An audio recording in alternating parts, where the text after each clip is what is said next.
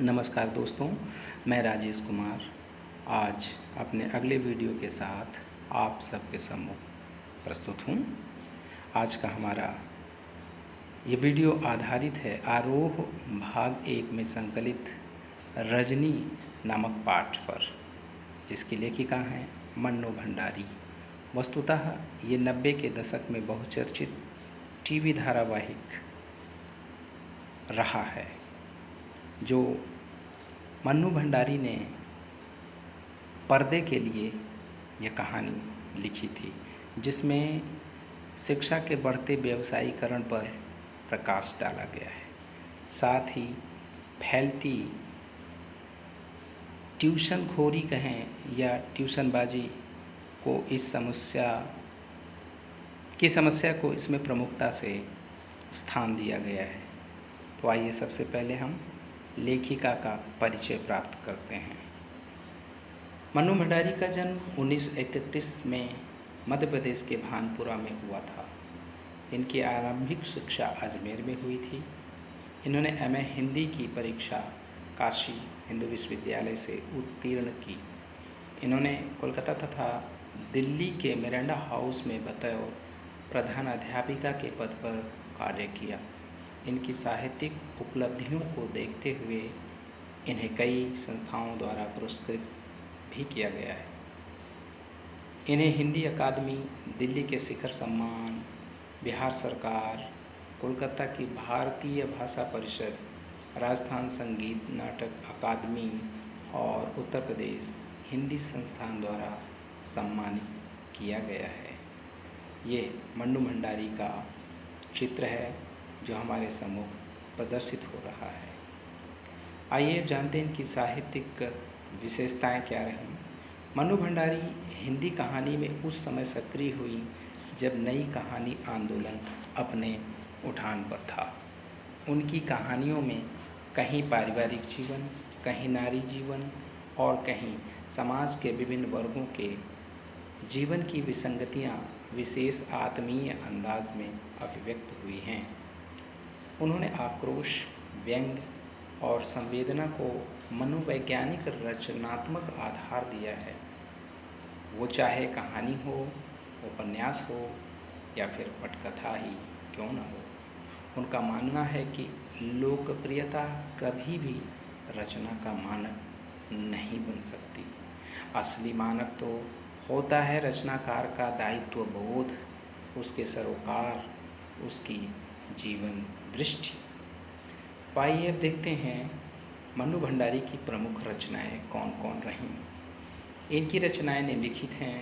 कहानी संग्रह की बात करें तो एक प्लेट सैलाब में हार गई, 3 निगाहों की एक तस्वीर, यही सच है, त्रिशंकु, आँखों देखा झूठ। तो उपन्यास की बात करें तो आपका बंटी, महाभोज, स्वामी, 1 इंच मुस्कान जैसे प्रसिद्ध उपन्यास इन्होंने लिखे हैं। पटकथाएं भी इन्होंने लिखी हैं पर्दे के लिए, जिनमें प्रमुख है रजनी, निर्मला, स्वामी और दर्पण। नाटक विधा में भी इनकी लेखनी चली है, जिसका नाम है बिना दीवारों का घर। तो आइए अब हम जानते हैं इस पाठ के सारांश को। पटकथा यानी पट या स्क्रीन के लिए लिखी गई वो कथा रजत पट अर्थात फिल्म की स्क्रीन के लिए भी हो सकती है और टेलीविज़न के लिए भी। मूल बात यह है कि जिस तरह मंच पर खेलने के लिए नाटक लिखे जाते हैं, उसी तरह कैमरे से फिल्माए जाने के लिए पटकथा लिखी जाती है। कोई भी लेखक या अन्य किसी विधा में लेखन करके उतने लोगों तक अपनी बात नहीं पहुंचा सकता जितना पटकथा लेखन द्वारा पहुंचाई जा सकती है। इसका कारण यह है कि पटकथा शूट होने के बाद धारावाहिक या फिल्म के रूप में लाखों करोड़ों दर्शकों तक पहुंच जाती है। इसी कारण पटकथा लेखन की ओर लेखकों का रुझान हुआ है। यहाँ मन्नू भंडारी द्वारा लिखित रजनी धारावाहिक की कड़ी दी जा रही है। यह नाटक 20वीं सदी के 90 दशक का बहुचर्चित टीवी धारावाहिक रहा है। जैसा कि हमने पूर्व में बताया, ये वो समय था जब हम लोग और बुनियाद जैसे सांप सपेरा दूरदर्शन का भविष्य गढ़ रहे थे।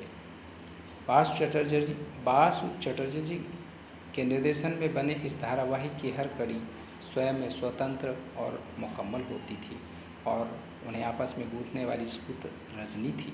हर कड़ी में ये जुझारन और इंसाफ पसंद स्त्री पात्र किसी न किसी सामाजिक राजनीतिक समस्याओं से जूझती नजर आती थी। यहाँ रजनी धारावाहिक की जो कड़ी दी जा रही है वो व्यवसायवंती शिक्षा की समस्या की ओर समाज का ध्यान खींचती है।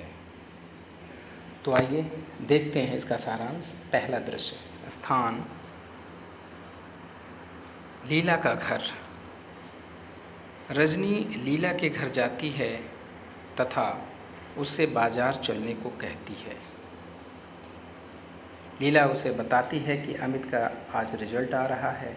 रजनी उसे मिठाई लेकर तैयार रहने को कहती है क्योंकि अमित बहुत होशियार है। अमित के लिए रजनी आंटी हीरो है।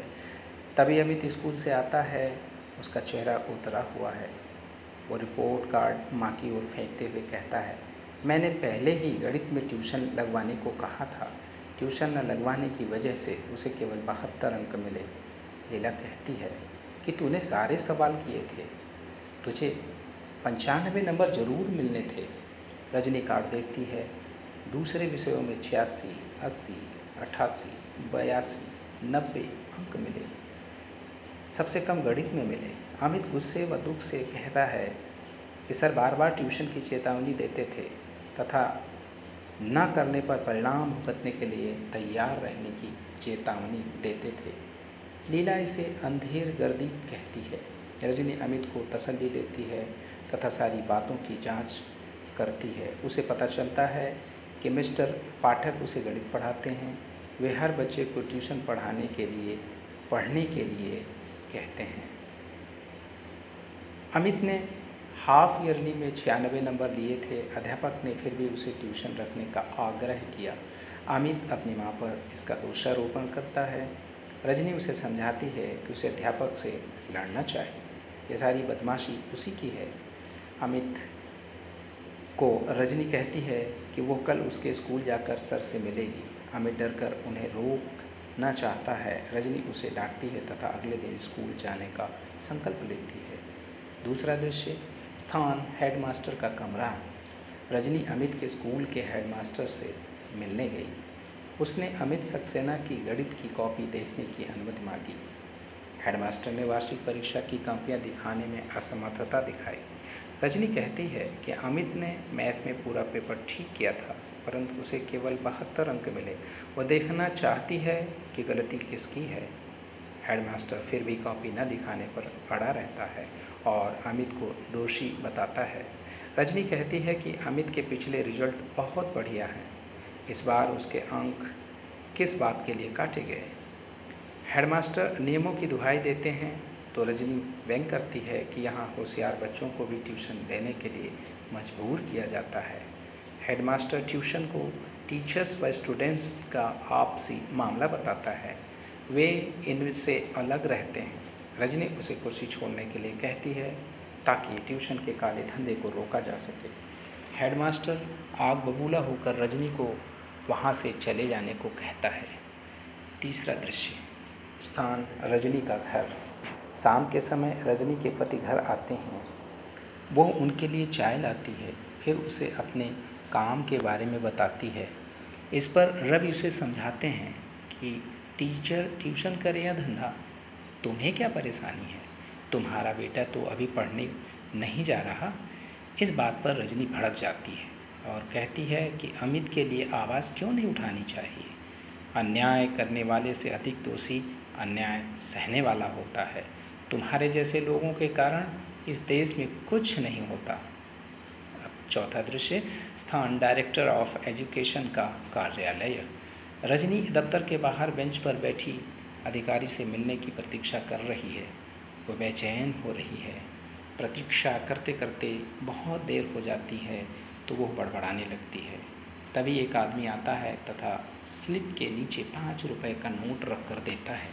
चपरासी उसे तुरंत अंदर भेजता है। रजनी ये देखकर क्रोधित होती है और चपरासी को धकेल कर अंदर चली जाती है। निदेशक उसे घंटी बजने पर अंदर आने की बात कहता है। रजनी उसे खरी खोटी सुनाती है। इस पर निदेशक उसे बात करता है। रजनी प्राइवेट स्कूलों और बोर्ड के आपसी संबंधों के बारे में जानकारी इकट्ठा कर रही है। निदेशक समझता है कि शायद वो कोई रिसर्च प्रोजेक्ट पर काम कर रही है। वो बताता है कि बोर्ड मान्यता प्राप्त प्राइवेट स्कूलों को 90% ग्रांट देता है। इस ग्रांट के बदले वे स्कूलों पर नियंत्रण रखते हैं। स्कूलों को उनके नियमों को मानने होते हैं। इस पर रजनी कहती है कि प्राइवेट स्कूलों में ट्यूशन के धंधे के बारे में आपका क्या रवैया है। निदेशक कहता है कि इसमें धंधे जैसी कोई बात नहीं है। कमज़ोर बच्चों के माँ बाप उसे ट्यूशन दिलवाते हैं। यह कोई मजबूरी नहीं है। इस पर रजनी उसे बताती है कि होशियार बच्चों को भी ट्यूशन लेने के लिए मजबूर किया जाता है। अगर ट्यूशन न ली जाए तो उसके नंबर कम कर दिए जाते हैं।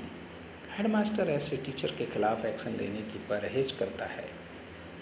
क्या आपको ऐसे रैकेट बंद करने के लिए दखलंदाजी नहीं करनी चाहिए? इस पर निदेशक कहता है कि आज तक कोई शिकायत नहीं आई। रजनी व्यंग करती है कि बिना शिकायत के आपको कोई जानकारी नहीं होती। निदेशक अपनी व्यस्तता का तर्क देता है तो रजनी उसे कहती है, मैं आपके पास शिकायतों का ढेर लगवाती हूँ। 5वां दृश्य, स्थान अखबार का कार्यालय। रजनी संपादक के पास जाती है। संपादक उनके कार्य की प्रशंसा करता है और कहता है कि आपने ट्यूशन के विरोध में बाकायदा एक आंदोलन खड़ा कर दिया है। ये बहुत ज़रूरी है। रजनी जोश में कहती है कि आप हमारा साथ दीजिए तथा इसे अपने समाचार में स्थान दीजिए। इससे ये थोड़े लोगों की बात नहीं रह जाएगी। इससे अनेक अभिभावकों को राहत मिलेगी तथा बच्चों का भविष्य संवर जाएगा। रजनी की भावनाओं को समझकर संपादक साथ देने का वायदा करता है। उसने सारी बातें नोट की तथा एक समाचार भिजवाया। रजनी उसे बताती है कि 25 तारीख को पेरेंट्स की मीटिंग की जा रही है। वे ये सूचना अखबार में ज़रूर दें तो सब लोगों को सूचना मिल जाएगी। अब 6वां दृश्य, स्थान बैठक स्थल। एक हाल में पेरेंट्स की मीटिंग चल रही है। बाहर बैनर लगा हुआ है। काफ़ी लोग आ रहे हैं। अंदर हाल भरा हुआ है। प्रेस के लोग आते हैं। रजनी जोश में संबोधित कर रही है, आपकी उपस्थिति से हमारी मंजिल शीघ्र मिल जाएगी। कुछ बच्चों को ट्यूशन ज़रूरी है क्योंकि कुछ माएँ पढ़ा नहीं सकती तो कुछ पिता घर के काम में मदद ज़रूरी नहीं समझते। टीचर्स के एक प्रतिनिधि ने बताया कि उन्हें कम वेतन मिलता है, अतः उन्हें ट्यूशन करना पड़ता है। कई जगह कम वेतन देकर अधिक वेतन पर दस्तखत करवाए जाते हैं। इस पर हमारा कहना है कि वे संगठित होकर आंदोलन चलाएं तथा अन्याय का पर्दाफाश करें। हम यह नियम बनाएं कि स्कूल का टीचर अपने स्कूल के बच्चों का ट्यूशन नहीं करेगा। इस नियम को तोड़ने वाले टीचर्स के खिलाफ सख्त कार्रवाई की जाएगी। इससे बच्चों के साथ ज़बरदस्ती अपने आप बंद हो जाएगी। सभा में लोगों ने इस बात का समर्थन किया। 7वां दृश्य, स्थान रजनी का घर। रजनी के पति अखबार पढ़ते हुए बताते हैं कि बोर्ड ने तुम्हारे प्रस्ताव को ज्यों का त्यों स्वीकार कर लिया है। रजनी बहुत प्रसन्न होती है। पति भी उस पर गर्व करते हैं। तभी लीलाबेन, कांति भाई और अमित मिठाई लेकर वहाँ आते हैं। इस प्रकार से रजनी पाठ का ये रहा सारांश। अब आइए बोधात्मक प्रश्नों पर ध्यान देते हैं, जिसमें पहला प्रश्न है, रजनी पाठ का प्रतिपाद्य क्या है? रजनी पाठ का प्रतिपाद्य क्या है?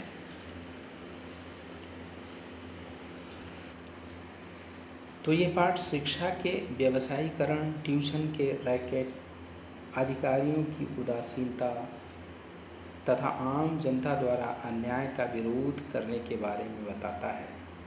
यह हमें अन्याय का विरोध करने की प्रेरणा देता है। यह पाठ सिखाता है कि यदि अन्याय को नहीं रोका गया तो वो बढ़ता जाएगा।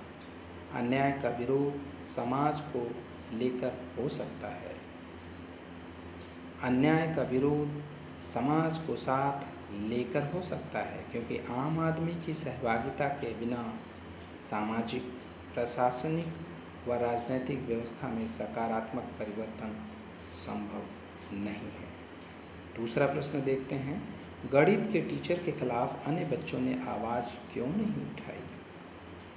तो गणित का अध्यापक बच्चों को ज़बरदस्ती ट्यूशन पर आने के लिए कहता था। ऐसा न करने पर उनके अंक तक काट देता था।